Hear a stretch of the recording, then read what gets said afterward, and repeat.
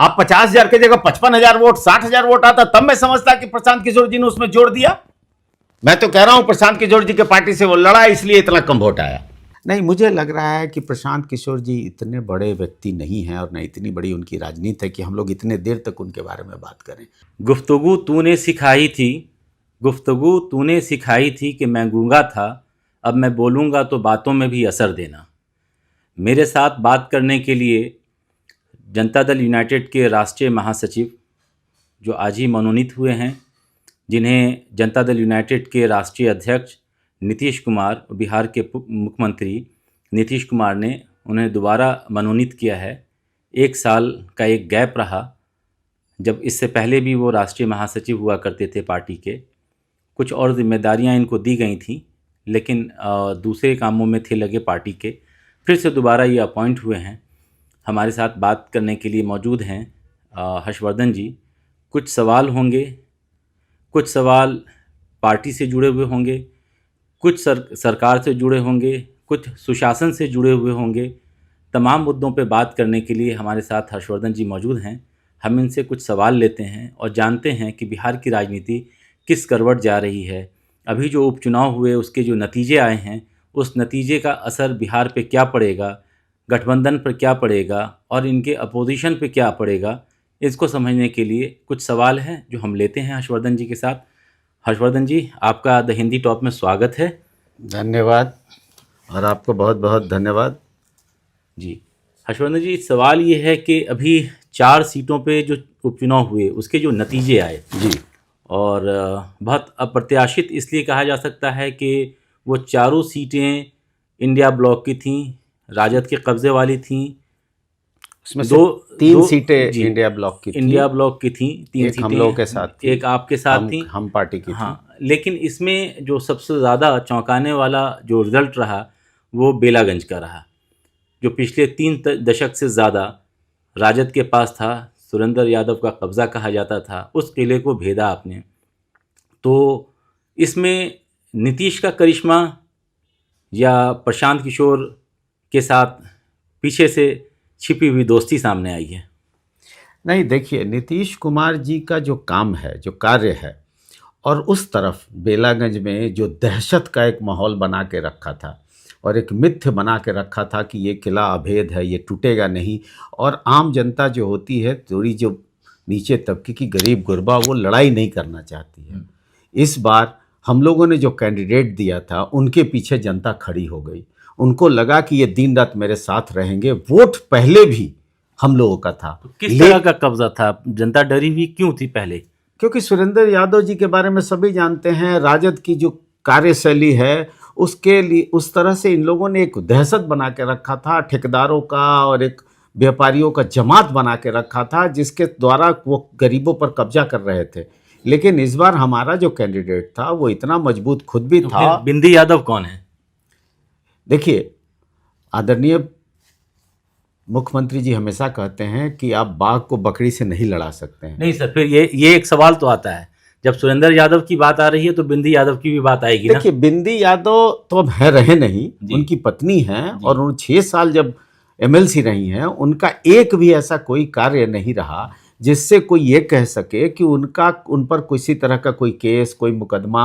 उन्होंने बड़े साफ सुथरे तरीके से चलाया और वही कैंडिडेट थी मनोरमा जी। और मनोरमा जी जाके खड़ी हुई तो उनके पीछे सारे जमात, नीतीश कुमार के जितने भी वोट थे वो जाके उनके पीछे खड़े हो गए और पूरी ताकत से खड़े हुए। और मैं ये कहना चाहता हूँ, आप जो बोल रहे हैं कि प्रशांत किशोर को जितना वोट आया उससे बहुत ज़्यादा वोट से हम लोग चुनाव जीते हैं जी। इसलिए प्रशांत किशोर जी को, लेकिन वोट का बिखराव तो हुआ उनके कारण ना। वोट का बिखराव तो सब जगह होता है। चुनाव जब लड़िएगा तो आप थोड़ी 1-2 कैंडिडेट को खड़ा करके चुनाव लड़ा दीजिएगा। अमेरिका के प्रधानमंत्री का, राष्ट्रपति का थोड़ी चुनाव है कि 2 ही आदमी चुनाव लड़ रहा है। चुनाव तो इसमें बहुत लोग लड़ते हैं ना। जब बहुत लोग लड़ेंगे तो हर पार्टी का, हमारी भी पार्टी का कई लोग। लेकिन लोग तो ऐसा कह रहे हैं कि प्रशांत किशोर ने अपना काम कर दिया। पहले भी वो जदयू में थे और जदयू में रहते हुए उन्होंने नीतीश कुमार की बहुत तारीफ की है और कई बार पार्टी बनाने के बाद भी वो कहते रहे हैं कि मेरे लिए वो पिता समान हैं। तो उन्होंने पिता पुत्र वाला अपना रिश्ता निभा लिया, चुपचाप से आए, पार्टी बनाई और नीतीश कुमार को मदद कर दिया उन्होंने। देखिए, प्रशांत किशोर जी का अपनी राजनीति है। प्रशांत किशोर जी पहले राजनीति का बिजनेस करते थे, अब खुद राजनीति में आ गए हैं। तो जो उनका बिजनेस था, व्यापार था, राजनीति का व्यापार, और लोगों को इसी काम में लगे रहते थे। किसी पार्टी को मजबूत करना है, कैसे करना, अब अपनी पार्टी को, अपने पार्टी को कैसे ताकत दें, उसमें लगे हुए हैं। उनको इससे कोई मतलब नहीं है कि बीजेपी क्या जीत रही है, राजद क्या जीत रही है, उनका कहाँ और कैसे। उन्होंने कहा ना कि मेरे 6% से ज़्यादा वोट आए, सब मिला के 4 कंस्टिट्यूंसी में। इनकी वही राजनीति है कि अपनी 6% आ जाए, पार्टी इनकी इस्टेब्लिश्ड हो जाए। और आज की राजनीति में जो पार्टियां इस्टेब्लिश्ड हो जाती हैं किसी भी पार्टी में, तो ये क्योंकि गठबंधन का माहौल है, पूरे देश में गठबंधन की सरकारें बनती हैं, तो कहीं ना कहीं एडजस्टमेंट का चांस रहता है। उस चांस के लिए जो भी उनका खर्चा है, कैसे आता है मुझे नहीं पता, क्योंकि उनके तो बड़े बड़े कुछ धुंध सा जिसे कहते हैं, धुंध सा कायम करो और फिर चुपचाप पीछे से निकल जाओ। नहीं, मुझे लग रहा है कि प्रशांत किशोर जी इतने बड़े व्यक्ति नहीं हैं, और न इतनी बड़ी उनकी राजनीति है कि हम लोग इतने देर तक उनके बारे में बात करें।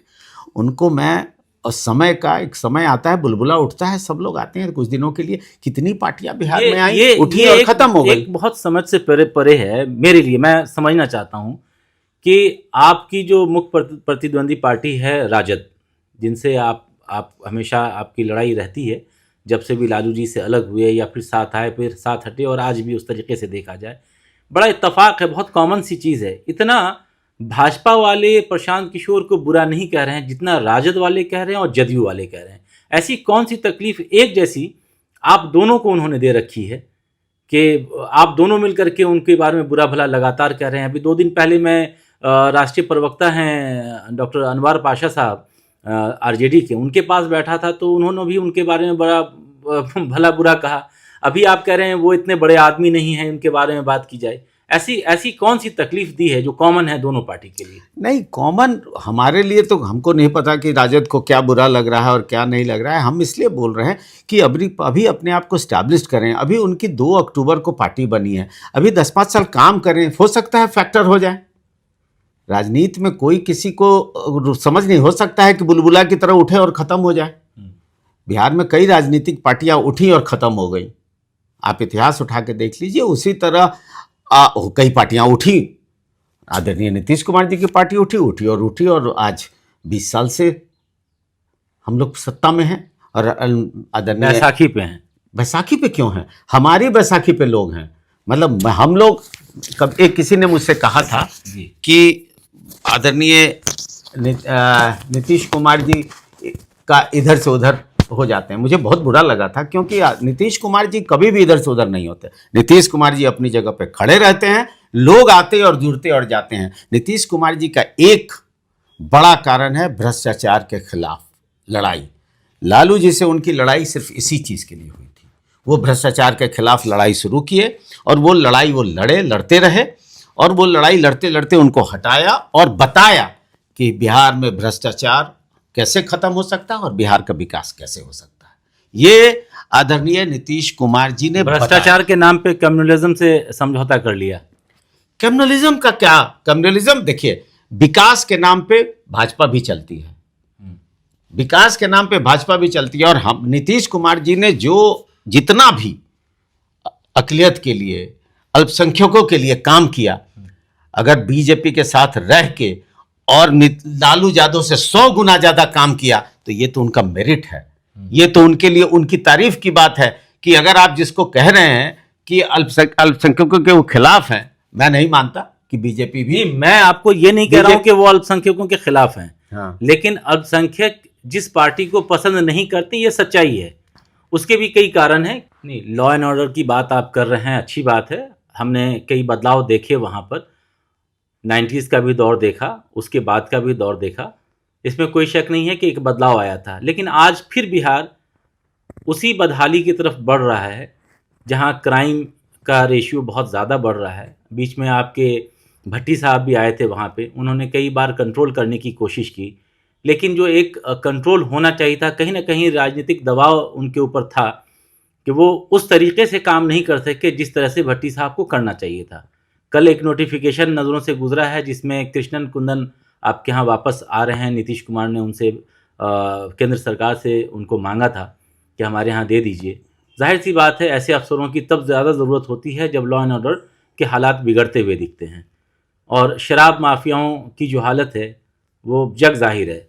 अभी कुछ दिन पहले जहरीली शराब से कितनी मौतें हुई हैं, सब कुछ जानते हैं। इस पे क्या कहेगी पार्टी आपकी, और सरकार का क्या कहना है इस पे? देखिए, लॉ एंड ऑर्डर के मामले में कभी ना नीतीश कुमार जी ने कभी भी कॉम्प्रोमाइज़ नहीं किया, और ये बात एकदम बिल्कुल गलत है कि सरकार के दबाव में चीज़ें सरकार ने हमेशा सिर्फ और सिर्फ लॉ एंड ऑर्डर ठीक करने का दिया है।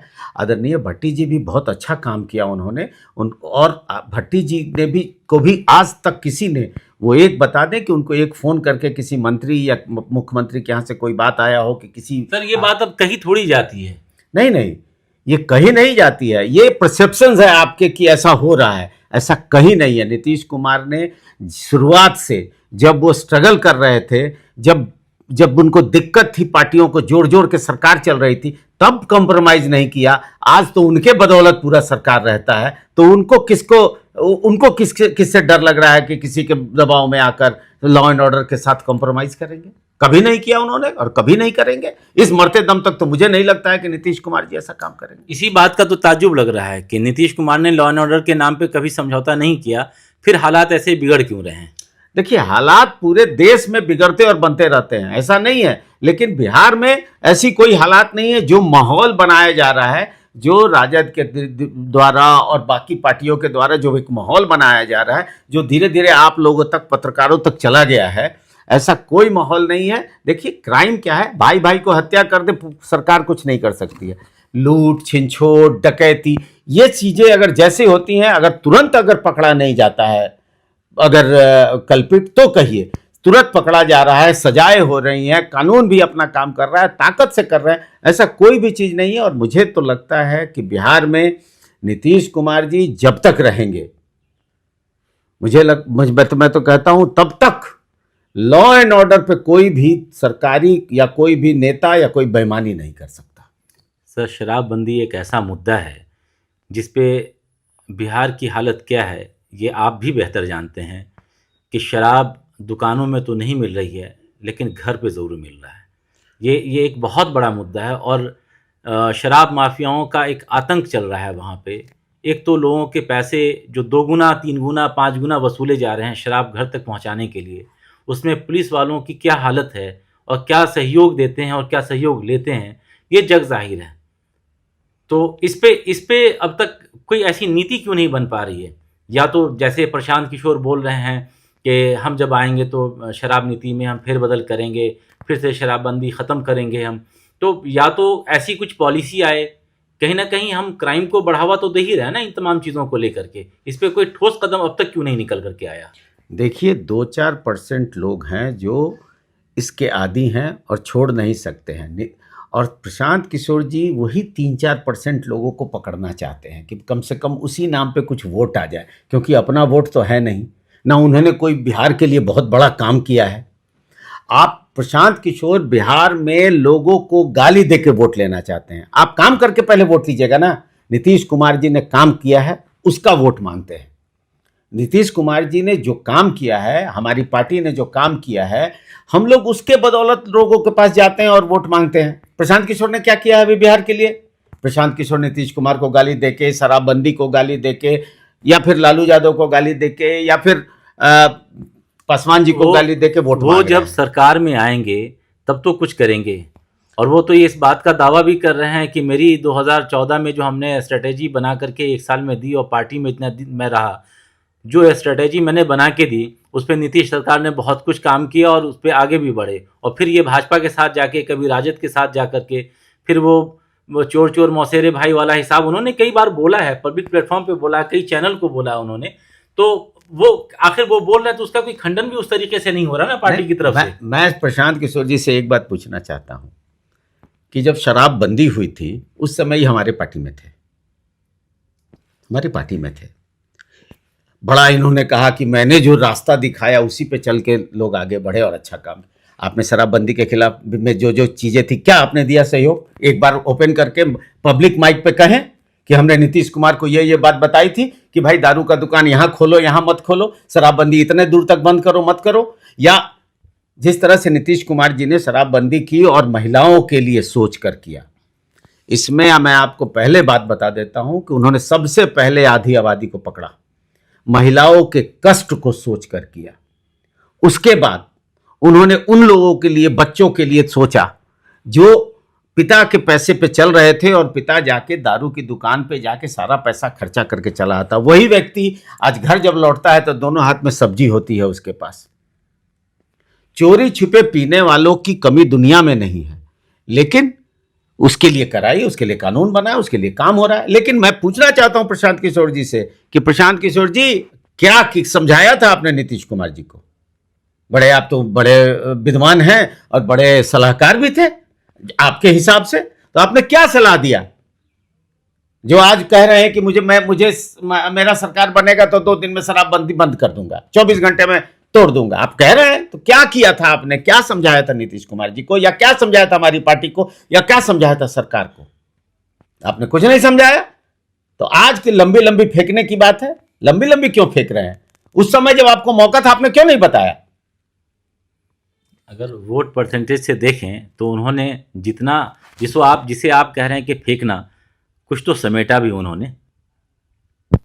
क्या समेट लिया? वोट जो उनके आए हैं, उन्होंने एक ऐसे कैंडिडेट को दिया जो पहले से चुनाव लड़े थे और 4,000 वोट से हारे थे, 4 या 5,000 वोट से हारे थे।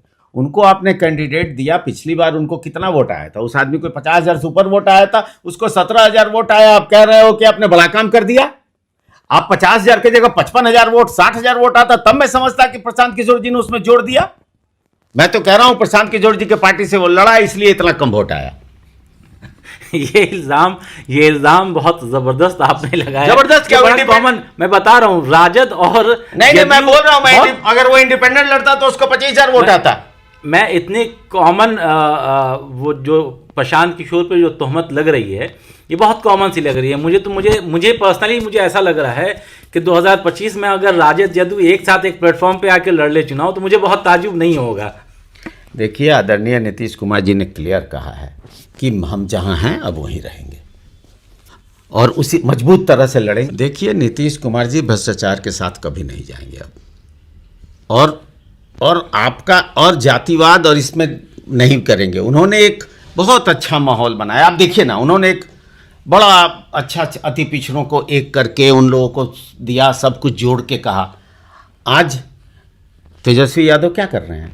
हर जात, अति पिछड़ा को, इतना बड़ा ब्लॉक को तोड़ के छोटा छोटा जात में कन्वर्ट कर रहे हैं, उनको कमज़ोर कर रहे हैं। उन बेचारों को जो मिल रहा है वो चाह रहे हैं कि ना मिले, क्योंकि जब अगर, और जो मुंगेरी लाल के जो सपने देख रहे हैं कि हम सत्ता में आ जाएंगे लोगों को तोड़कर, इससे उनको कभी भी फायदा नहीं होने वाला है। वो कभी भी सरकार में अब नहीं आएंगे। इसलिए, और प्रशांत किशोर इरेलीवेंट हैं। प्रशांत किशोर, 2 पार्टी चुनाव लड़ रही है, 2, एक इंडिया ब्लॉक है और एक इंडिया है। प्रशांत किशोर, एक सवाल एक और जो मेरे जहन में आ रहा था कि नीतीश कुमार जो अपने काम के लिए जाने जाते हैं, कोई शक नहीं है कि काम बहुत सारा हुआ है, लेकिन बहुत सारे काम सवालों के घेरे में भी रहे हैं। कई पुल का टूटना, कई चीज़ें अलग अलग तरीके की चीज़ें रही हैं। जब एक सिस्टम चल रहा होता है तो बहुत सारी चीज़ कमियां भी होती हैं, उस पर भी बात होती है और होनी भी चाहिए। वजह यह है कि अगर बात नहीं होगी तो उसे बेहतर कौन करेगा, तो इसलिए वो बात करनी भी ज़रूरी है। लेकिन उसमें जब ज़ात और धर्म की बात जब आती है तो बहुत सारे ऐसे काम हैं जो कई बार लोग बताते हैं कि नीतीश कुमार ने अल्पसंख्यकों के लिए ये काम किए, लेकिन जब अल्पसंख्यक नेताओं की बात आती है तो कोई भी ऐसा बिहार का चेहरा जो बड़ा चेहरा रहा हो, वो नीतीश कुमार के साथ जुड़ नहीं पाया, या जो जुड़ा वो वापस चला गया आरजेडी में। और ज़मीनी हकीकत उन कामों को लेकर के क्या है, क्या काम हुए हैं, और वोट की राजनीति में उन कामों का कितना असर है और कितना वोट में तब्दील हो पाया है, ये जानना चाहेंगे आपसे। देखिए, जब नीतीश कुमार जी काम करते हैं और उन्होंने जो काम किया है आज तक, वो प्रचार और प्रसार में नहीं रहते हैं। उन्होंने हमेशा काम किया, जो भी काम किया अल्पसंख्यक के लिए, मुसलमानों के लिए, जो घेराबंदी कराई कब्रों की, जिस तरह से मदरसे में मतलब 7वां वेतन आयोग दिलवाया, वहाँ पैसे नहीं मिलते थे स्कूल में, मौलवी साहब लोग के पास पैसे नहीं होते थे, बहुत दिक्कत में होते थे। हम लोगों ने बचपन में देखा है, गांव जब जाते थे तो मकतब में और इस सब में देखते थे कि बहुत दिक्कत में रहते थे वो लोग, दूसरे के घर पे रहते थे, खाना खाते थे और बच्चों को पढ़ा के अपना भरण पोषण करते थे। आज सब लोगों को जो नीतीश कुमार ने किया जितना भी, लेकिन उनकी एक आदत है कि वो प्रचार नहीं करते हैं। कई बार हम लोग जब बाहर बैठते हैं, देश से में दूसरे प्रदेश में जाते हैं, दिल्ली बॉम्बे में बैठ के जब बात करते हैं, आंध्रा जाते हैं, कर्नाटका जाते हैं, वहाँ बैठ के बात करते हैं, बेंगलोर में और हैदराबाद में जब हम लोग बैठ के बात करते हैं और बताते हैं कि नीतीश कुमार जी ने महिलाओं के लिए ये किया, बच्चों के लिए ये किया, तो वो लोग कहते हैं कि हम लोग को तो पता भी नहीं है। तो हम लोग यही कहते हैं कि नीतीश कुमार जी पता होने के लिए काम नहीं करते हैं, लेकिन प्रदेश के लोगों के लिए काम करते हैं। लेकिन ये सारी चीजें तो कहीं ना कहीं वोट से जुड़ी हुई होती है, फिर इसका प्रचार प्रसार क्यों नहीं? देखिए, इसके असरात होते हैं, क्योंकि वही वोट में कन्वर्ट होता है जब चीज़ें सामने आती हैं। उनके बीच अपनी बातों को लेकर क्यों नहीं गए, या एक भ्रम क्यों है ऐसा बना हुआ कि नीतीश कुमार चूंकि भाजपा के साथ हैं इसलिए मुसलमानों का काम नहीं होता है? ऐसी चीज़ें कहीं ना कहीं चीज़ें हैं, या आपके अपोजिशन की पार्टी वाले लोग इस चीज़ों को लेके जाते हैं। और उस इन तमाम चीज़ों को, एक सवाल मेरा है, अभी बीते दिनों कुछ एक मामला आया था आपके पार्टी के पूर्व अध्यक्ष ललन सिंह जी के बारे में, कि ललन सिंह ने एक मुजफ्फरपुर की एक किसी सभा में कहा कि मुसलमानों का वोट जदयू को नहीं मिलता है। तो उसको कैसे जोड़ करके देखते हैं? अगर काम कर रहे हैं तो फिर ऐसे बयान की ज़रूरत क्या है, और अगर है तो उसके बारे में थोड़ा आपसे जानना चाहेंगे। उन्होंने ये नहीं कि उन्होंने कहा, ललन सिंह जी ने बहुत साफ और स्पष्ट कहा कि नीतीश कुमार काम करने पे विश्वास रखते हैं और नीतीश कुमार अल्पसंख्यकों के लिए भी काम करते हैं और उतनी मजबूती से करते हैं चाहे वो वोट दे या ना दे।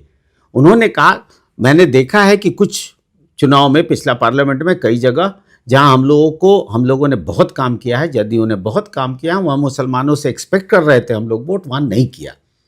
उसका कारण हमने काम किया, नीतीश कुमार जी ने काम किया, मतलब हमारी पार्टी ने काम किया, लेकिन उन्होंने बीजेपी के कारण या किसी कारण से वोट नहीं दिया।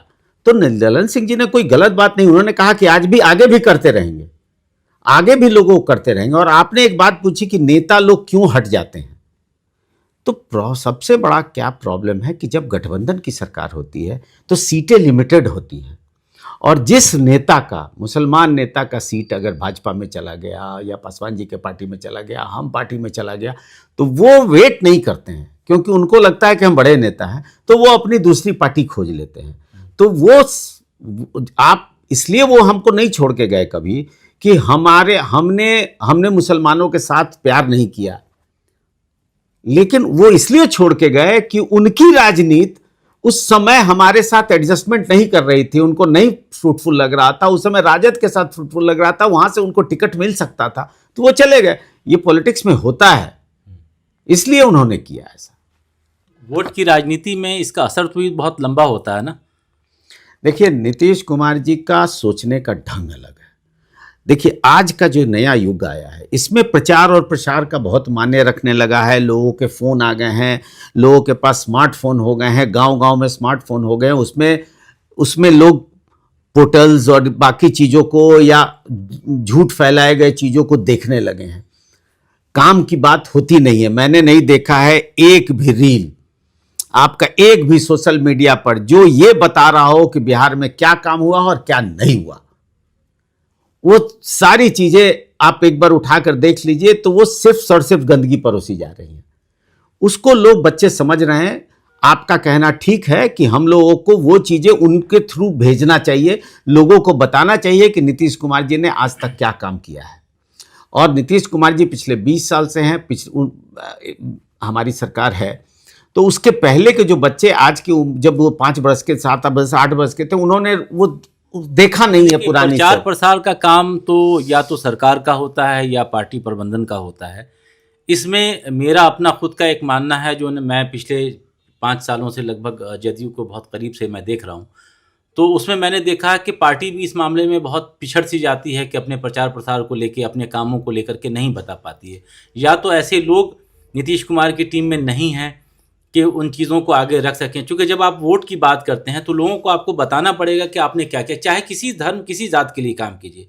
आपने दलितों के लिए काम किया, आपने अल्पसंख्यकों के लिए काम किया, आपने अगड़ी जातियों के लिए काम किया, उसको जब तक बताएंगे नहीं वोट में कैसे कन्वर्ट होगा, तभी कहीं ना कहीं उसके असर। और जो राजनीति जो हुई 2020 के इलेक्शन में जिस तरीके से हुई, दलित और महादलित को जिस तरीके से नीतीश कुमार को कहा गया कि उनके साथ एक जो पंचपड़वा एक वोट है वो कहीं ना कहीं इंटैक्ट रहता है, लेकिन 2020 के इलेक्शन में वो भी कहीं ना कहीं पिछड़ा था थोड़ा बहुत, जिसका असर ये हुआ कि आप 43 सीट पे सिमट करके रह गए थे, जहाँ तक कि आपकी उसकी सीट कहीं ज़्यादा हुआ करती थी। तो उन चीज़ों को जब तक आप पहुँचाएंगे नहीं, बताएंगे नहीं, ये कैसे पॉसिबल है कि लोग उस चीज़ को जाने कि नीतीश कुमार ने बिहार के लिए या उस जात के लिए या उस धर्म के लिए क्या किया है। देखिए, आज तक नीतीश कुमार जी का जो काम करने का तरीका रहा है, और हम लोग अपने नेता को आगे बढ़ाकर चुनाव लड़ते रहे। हम लोगों का था कि जितने भी काम किए वो गांव में दिखते हैं। आप जब बिहार में जाते हैं और आज से 20 साल पहले जाते थे और अब जाते हैं, उसमें अंतर देखते हैं। आप किसी भी गांव में कहीं से भी गाड़ी उठाकर अपनी कार से, छोटी गाड़ी हो बड़ी गाड़ी हो, लेकर पहुंच सकते हैं।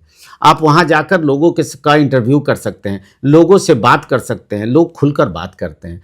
पहले ऐसा नहीं था। तो हम लोगों का मानना है कि हम लोग अपने लीडर्स को, अपने नेता के नाम पे चुनाव लड़ते हैं, अपने नेता के काम के नाम पे चुनाव लड़ते हैं। उसका प्रचार प्रसार किसी माध्यम से होना, आपने अच्छी बात कही कि ये जो किया है आदरणीय नीतीश कुमार जी ने, उसका प्रचार प्रसार गांव-गांव होना चाहिए, क्योंकि अब नया युग आ गया है, नई चीज़ें हो गई हैं और इस पर गलत चीज़ें परोसी जा रही हैं।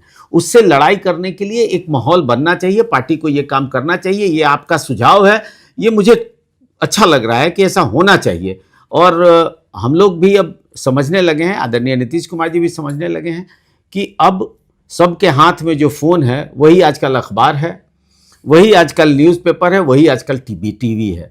तो उस वहाँ तक हम लोगों को पहुंचना पड़ेगा कि लोगों को बता सकें कि हमारे नेता ने आज तक बिहार के लिए क्या किया, बिहार को आगे बढ़ाने के लिए क्या किया, बिहार में क्या था और कहाँ पहुंचा है बिहार। इस चीज़ों को हमारे नए युग के बच्चे नहीं जानते हैं, उनको ये बताना बहुत ज़रूरी है। और आपने ये सुझाव दिया, ये बहुत अच्छी बात है। एक और सवाल मेरा है और बहुत अहम सवाल है। चूँकि बिहार की राजनीति पे हम बात कर रहे हैं तो आप राजद को दरकिनार नहीं कर सकते। जैसे आपने प्रशांत किशोर को दरकिनार किया, वैसे आप राजद को या तेजस्वी यादव को दरकिनार नहीं कर सकते हैं, क्योंकि वो बहुत अभी एस्टैब्लिश्ड नेता भी के तौर पे देखा जाता है और कहीं ना कहीं राजद एक बड़ी पार्टी के रोल में भी है वहाँ पे। राजद को और तेजस्वी यादव को 2025 के लिए कितना बड़ा चैलेंज मानते हैं आप? देखिए, हमारी लड़ाई हमेशा लालू प्रसाद यादव से होती है। तेजस्वी यादव तो निमित्त मात्र हैं, लड़ाई तो लालू प्रसाद यादव से है ना। 2020 के बाद से लालू यादव तो बिल्कुल 2020 के इलेक्शन में पोस्टर तक से गायब थे। अब तो अब बीमार भी हैं। तो आप लालू यादव का नाम आगे करके तेजस्वी यादव की जो बढ़ती हुई छवि है, ठीक है, जो पब्लिक भी समझती है और इसको हम समझ सकते हैं, उसको ऐसे दरकिनार करना मेरे ख्याल से मुनासिब नहीं है। नहीं, जब तक लालू यादव हैं और लालू यादव की पार्टी है, लालू राबड़ी की पार्टी है आज भी। तो पहले लालू यादव और राबड़ी देवी हैं, उसके बाद तेजस्वी यादव हैं। तो उन लोगों की जो पार्टी है, उनकी जो सोच है, लालू यादव की जो सोच है, वो उसी सोच पे चलना है तेजस्वी यादव को भी, जब तक लालू यादव हैं। और लालू यादव की जो सोच है वो कभी भी विकास के लिए नहीं है। कभी भी वो ऐसा कोई बात नहीं करते हैं जिससे कि विकास के बारे में सोचा जाए। जो काम के लिए सोचते हैं, प्रदेश के लिए सोचते हैं। हमेशा देखिए, नीतीश कुमार जी और लालू यादव जी में एक बहुत बड़ा डिफरेंस है। नीतीश कुमार जी हमेशा विकास, प्रदेश के बारे में सोचते हैं और उसकी राजनीति करते हैं और वोट अपने मिलता है। लालू यादव जी हमेशा वोट की राजनीति करते हैं कि मुझे कैसे, कितना वोट किस जात से कैसे कैसे जोड़ तोड़ करके मिल जाए। वो अपने वोट की राजनीति करते हैं और वोट की राजनीति जो करेगा वो विकास के बारे में सोच ही नहीं सकता, वो प्रदेश को आगे बढ़ाने की सोच ही नहीं सकता। वो हमेशा सोचेगा कि जो हमको वोट नहीं देता वो मेरा अपना नहीं है। जो हमारे खिलाफ वोटर है उसको कैसे दमन किया जाए, उसको कैसे तोड़ा जाए, उसको कैसे कमजोर किया जाए और अपने वोटों को कितनी मजबूत की जाए जिससे कि वो बूथ पर सबसे ज़्यादा इफेक्टिव रहे। तो जब आपकी सोच बदल जाती है, जब आपकी सोच उस लाइन पर चली जाती है, तो ऑटोमेटिकली आप धीरे धीरे सिकुड़ते चले जाते हैं। मैं तो एक बोलना चाहूँगा कि आदरणीय लालू प्रसाद जी जब राजनीति में आए थे तो गरीबों के नेता थे, उसके बाद वो बैकवर्ड के नेता हो गए, फिर एमवाई के नेता हो गए, धीरे धीरे घटता जा रहा है। अब एमवाई भी उनका खिसक रहा है। अब किस चीज के नेता है और कैसे एमवाई खिसक रहा है। अभी देखा आपने, आप ही ने कहा प्रशांत किशोर जी को 17,000 वोट आ गया।